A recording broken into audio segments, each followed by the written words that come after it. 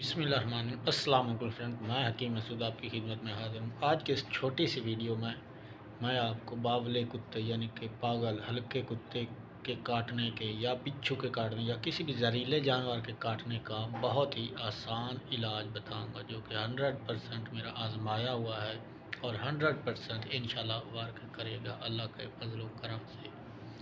تو اگر آپ میں سے کسی کو باولے کتے نے یا بچھو نے کاٹ لیا ہے تو اس کے لیے آپ نے کیا کرنا ہے کہ مولی کے پتے، جو کہ بہت آسانی سے مل جاتے ہیں بازار سے، مولی کے پتے لیں، ان کا رس نکال لیں۔ رس نکال کر جہاں پر آپ کو کتے نے کاٹا ہے فوراً وہاں وہ رس نچوڑیں یا وہ پتے اچھی طرح کونٹ کر وہاں باندھ دیں، تو انشاءاللہ اللہ کے فضل و کرم سے وہ کتے کے زہریلے جراثیم ختم ہو جائیں۔ یا اگر آپ کو بچھو نے کاٹا تو ڈانگ والی جگہ پر وہ مولی کے پتوں کا پانی چھڑکیں، لگائیں یا وہ پتے باندھ دیں، تو انشاءاللہ جلد ہی وہ بچھو کے کاٹنے کا اثر ختم، زہر ختم ہو جائے گا۔ بچھو کے کاٹنے کا بہت ہی زیادہ درد ہوتا ہے، انسان کو تڑپا دیتا ہے اس کا درد۔